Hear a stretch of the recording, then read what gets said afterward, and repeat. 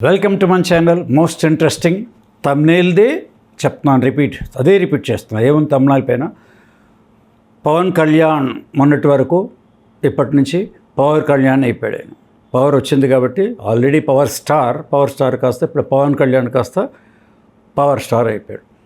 ఈ పవన్ కళ్యాణ్కి పవర్ స్టార్కి ఏముంది అంత మన డీటెయిల్గా బోర్డు మీద. ఎందుకంటే న్యూమరాజీలో most variety interesting and combination of two different characters. ఒకే మనిషిలో రెండు character very rare, opposite characters, రెండు ఆపోజిట్. అవి ఒకే వ్యక్తిలో దాంట్లో ఉండి అద్భుతమైన విజయాలు అనండి, అట్రాక్షన్ అనండి, ఇవన్నీ ఉంటాయి. విజయము అట్రాక్షన్ ఒక 2 పాయింట్స్.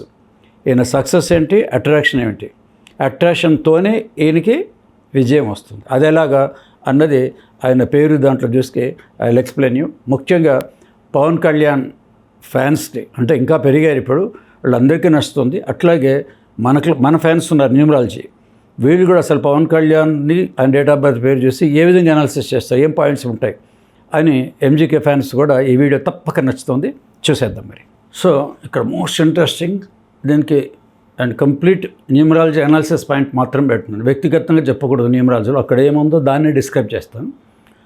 కాకపోతే ఇది 3 దశాబ్దాల రీసెర్చ్ ఫౌండేషన్ కాబట్టి ఆ పాయింట్స్ అన్నీ చాలా క్లుప్తంగా బుల్లెట్ లాగా ఉంటాయి. ఇక్కడి నుంచి పవర్ కళ్యాణ్ అంతా స్టార్ట్ చేస్తాం. పవన్ కళ్యాణ్ కాస్త పవర్ కళ్యాణ్, ఆ పవర్ దాకా వద్దాం. నేమ్ వచ్చేసి పవన్ కళ్యాణ్ కొండదెల పవన్ కళ్యాణ్ ఇనిషియల్ అది. సో మనకు నేమ్ కూడా చాలా ఇంపార్టెంట్. నేమ్ ఒకటి.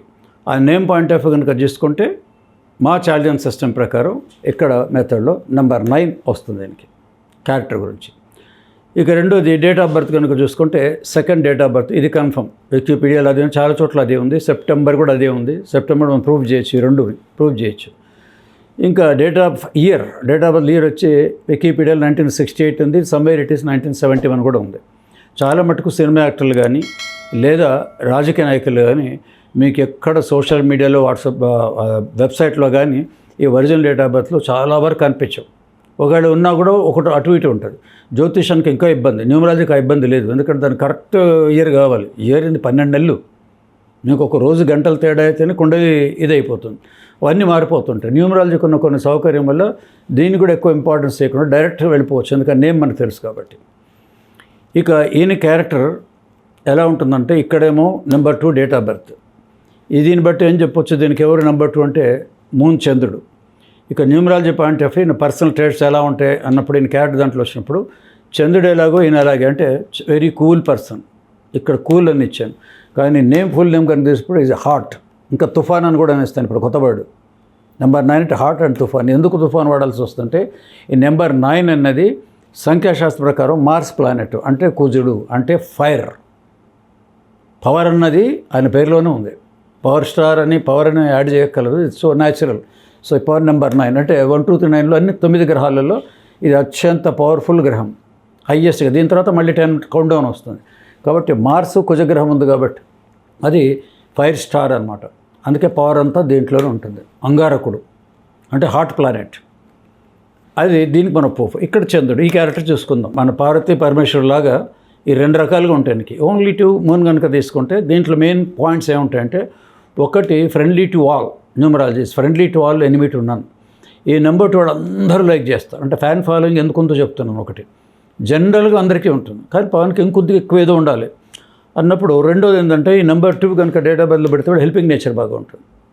ఈ హెల్పింగ్ నేచర్ అన్నది న్యూమరాలజీ చాలామందికి 6 నెంబర్ వాళ్ళకి 5 చాలామందికి ఉంటుంది.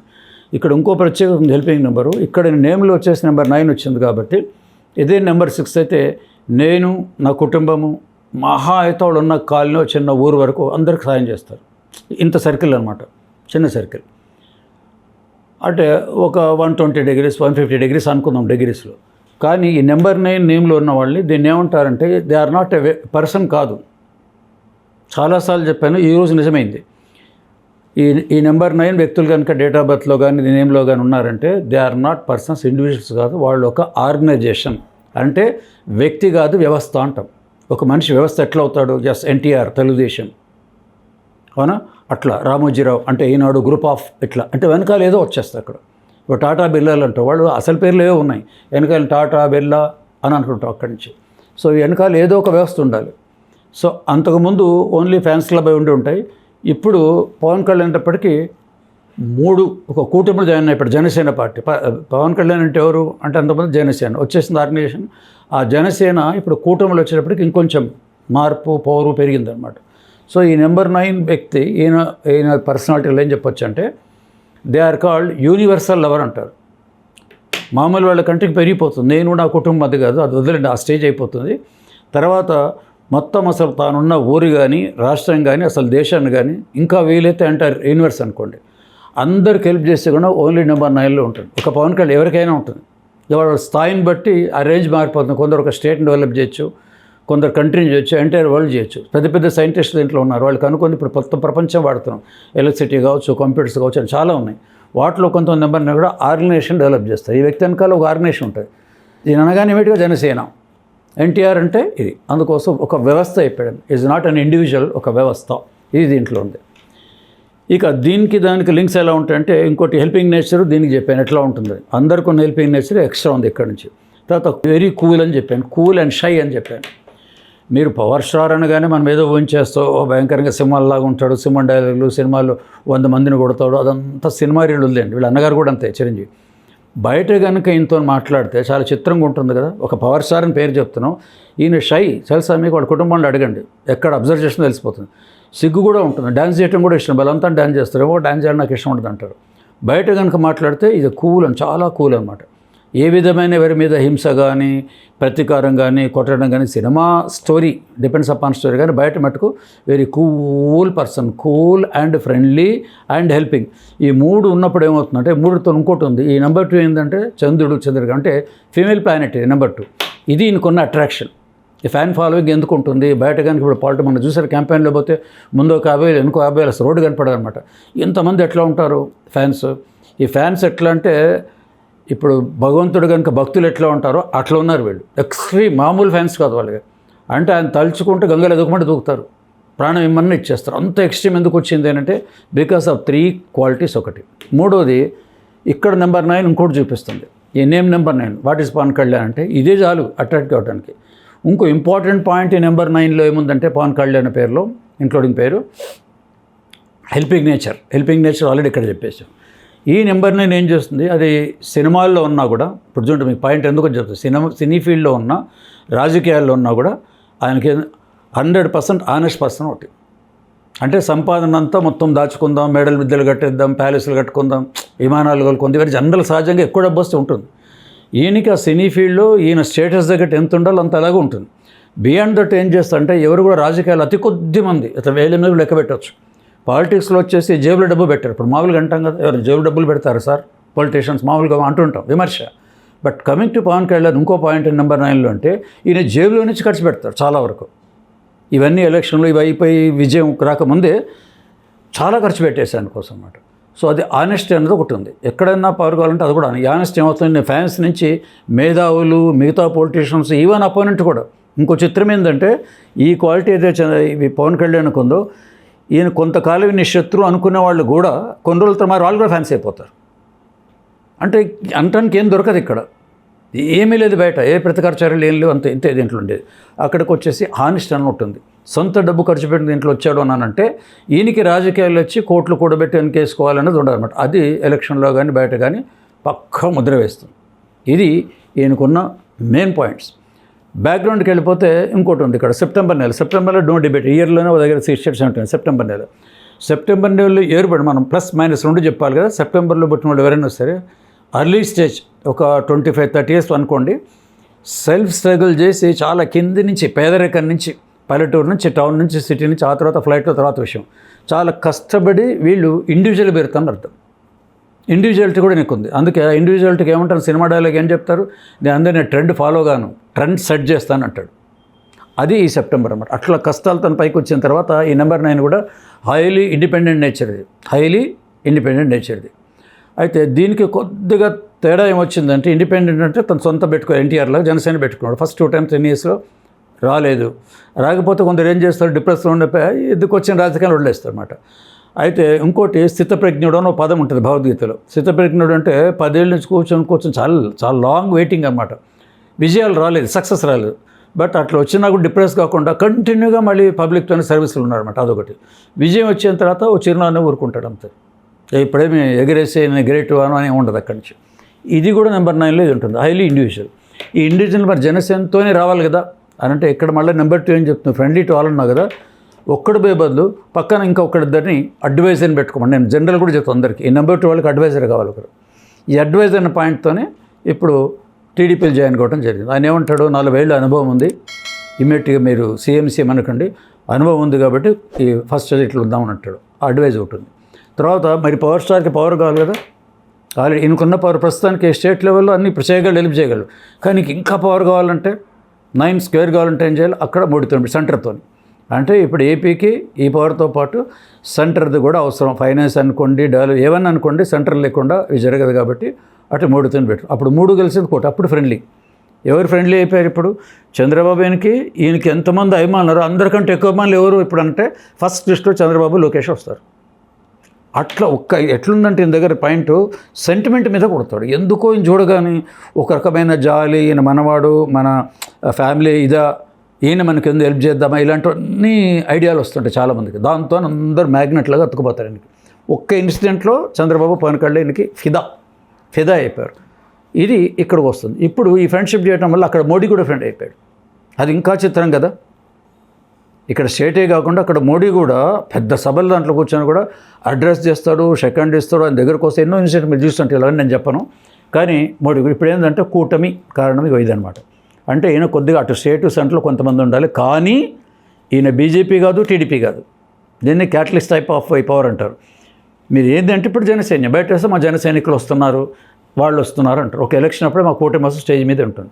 సో జనసేన మళ్ళీ ఇండివిజువల్ అనుకుంది, జనసేన అట్లాగే ఉంటుంది. ఓన్లీ ఇది ఏంటంటే కూటమిలో ఒక ఫ్రెండ్షిప్ లాగా అటాచ్ అయ్యారు, కూటమి ఏర్పడ్డారు అంతే. కానీ ఇప్పుడు జనసేన అట్లాగే ఉంది, దాన్నే వదిలేదు, రిజైన్ చేయలేదు.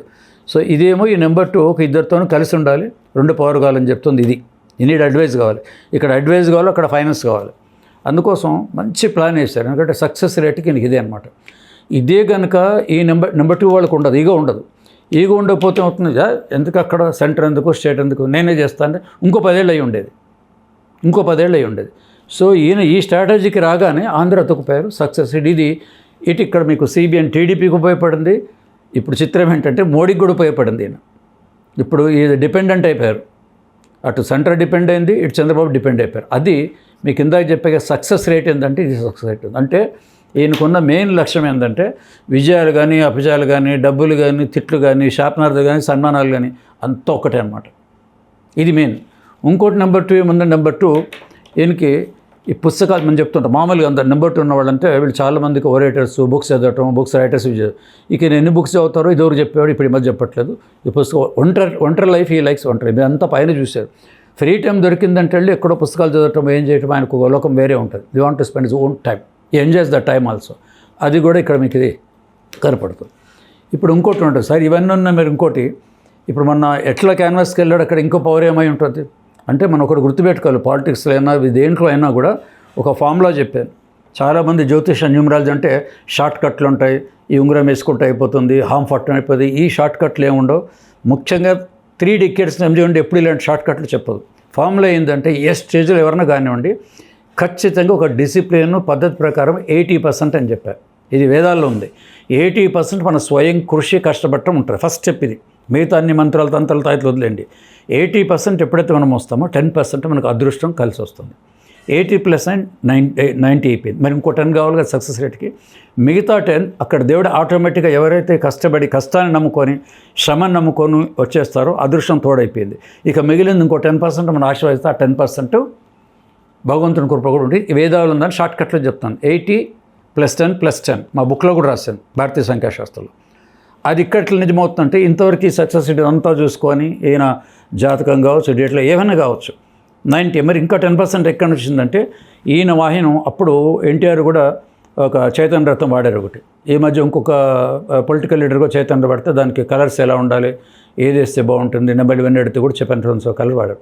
మరి ఈయనకేంది, ఈయన చైతన్య రథం ఏంది, దీనికి ఒక ప్రత్యేకత ఉంది. మరి పవర్ స్టార్ లెవెల్ ఉండాలి కదా. పవర్ స్టార్ ఎలాగంటే వారాహి అని ఒక వెహికల్ తయారు చేస్తాడు. ఏమిటి ఆ వారాహికి అర్థం అంటే చాలా అర్థాలు ఉన్నాయి. ఒకటి, ఆ వారాహి అనేది న్యూమరాలజీ నెంబర్ 7 కాబట్టి దుర్గామాత పవర్. అది లలిత చాలా సౌమ్యం, దుర్గా కాళీ వీళ్ళు కొంచెం పవర్ఫుల్గా ఉంటారు.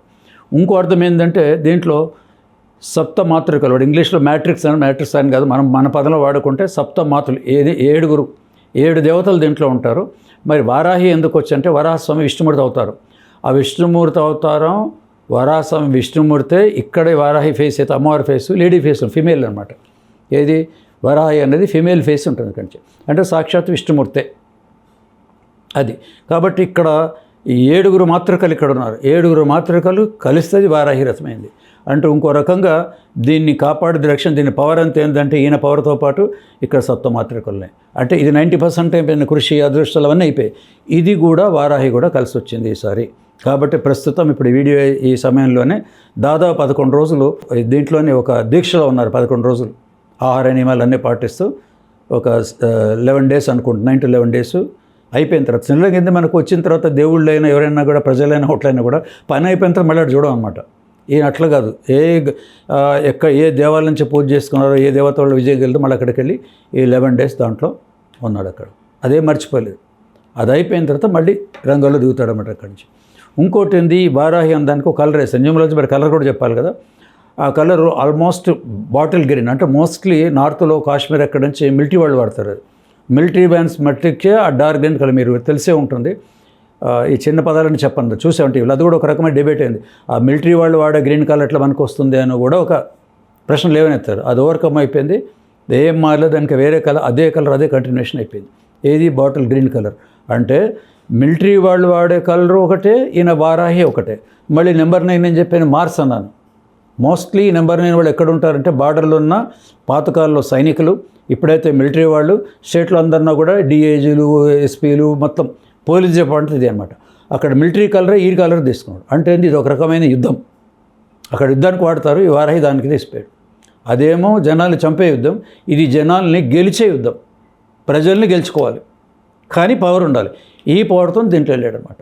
ఈ మహాభారతంలో కూడా ఈవెన్ శ్రీకృష్ణుడు అని కూడా గాలిలోని చాంపట్టలు వాళ్ళు కూడా రథాలు వాడారు. రథాన్ని శ్రీకృష్ణుడు నడిపారు. వీళ్ళందరూ కూడా రాజుగారు, వాళ్ళ దగ్గర ఆయుధాలు ఉన్నాయి, వాళ్ళు దేవుళ్ళు పూజ చేశారు. దేవుళ్ళని కూడా పూజ చేస్తారు. శ్రీరాముడు మొత్తం రామాయణం అయిపోయిన తర్వాత అక్కడ రామేశ్వరంలో ఒక లింగాన్ని ప్రతిష్ఠించాడు. అంటే బ్రహ్మహత్య పాతకోతం పెద్దవాళ్ళు చేశారన్నమాట. దేవుళ్ళు కూడా ఉంది. కాబట్టి ఇది the perfect story of Pawan Kalyan. దీంట్లో 2 పార్ట్లు చెప్తున్నాను ఇక్కడ. ఇదేమో ఫ్రెండ్లీ ప్లస్ ఇక్కడ హెల్పింగ్ ప్లస్ కూల్. ఈ మూడిటితోని ఈ కూల్ స్టేజ్ ఉన్నందుకు అందరూ ఈయనకి అభిమానులు అయిపోయారు. ఏది ఈయన ఫ్యాన్స్ అంతా. ఇప్పుడు కొత్త వాళ్ళు అవుతున్నారు. నిన్న మొదటిదాకా ఏముంది పవన్ కళ్యాణ్ ఏముందిలే అనుకున్నారు అక్కడ. ఇప్పుడు మొన్నటి విజయం తర్వాత పొలిటికల్ కూడా నిన్నటి వరకు నెగిటివ్ ఉన్న వాళ్ళు కూడా పాజిటివ్ అయిపోయారు. ఇప్పుడు కావాలంటే పేపర్ టీవీలో చూడండి, ఇదివరకు తిట్టిన వాళ్ళంతా అన్నా తప్పైందన్నా వస్తామన్నా ఇట్లా మారిందన్న. ఇంతకీ నేను చేయలేదు, పవర్ స్టార్ని ఈయనకి ఆపోజిట్ వాళ్ళని కొట్టలేదు, చంపలేదు, ఏం చేయలేదు. వాళ్ళే మానసికంగా మారి ఇటువైపు వచ్చారు. అట్లా వచ్చిన తర్వాత ఏం చేస్తారంటే ఈ నెంబర్న ఇన్ని నెంబర్ 2కి ప్రతీకారం లేదని చెప్పాను కదా, ఓకే అయిపోయింది కదా, తప్పలేదు వచ్చేయమనేట అయిపోయింది.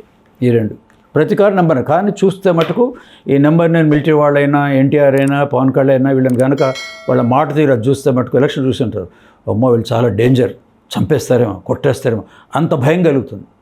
కానీ ఆ మాత్రమన్నా లీడర్లకి భయపెట్టే, అంటే దాని ధైర్యం, యాక్చువల్లీ సెల్ఫ్ కాన్ఫిడెన్స్, దాని ధైర్యం అది ఉంటేనే ఇట్లాంటి యుద్ధాల్లో అదొక యుద్ధం. మన ఏదైనా ఎన్నికలు కూడా ఒక యుద్ధమే. ఈ పదం వాడతారు, ఎన్నిక యుద్ధంలో ఎవరు అన్నీ మీరు టీవీలో చూస్తుంటారు.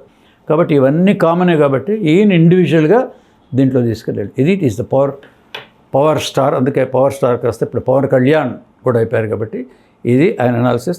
తప్పకుండా ఈ వీడియో మీకు నచ్చుతుందని ఆశిస్తున్నాను. దీంట్లో ఓన్లీ న్యూమరాలజీ అనుకోని ఒక్క మాట, ఒక అక్షరం కూడా దాంట్లో ఎక్స్ట్రా ఉండదు. ప్రతి మాటకి ఆచి తూచి వాడింది దీంట్లోనే ఉంటుంది. అట్ ది సేమ్ టైం నేను ఎవరికి ఫ్యాన్ కాదు, ఏ పొలిటీషియన్స్కి, ఏ సినిమా యాక్టర్లకి ఫ్యాన్ కాదు, ఏ హీరోలకు కాదు. పర్సనాలిటీ డెవలప్మెంట్లో అంటే మనకు మనమే హీరో, మీరు కూడా అలాగే అనుకోండి. సో నెక్స్ట్ వీడియోలోకి వెళ్దాం. మీ మధుగండ గోపికృష్ణ.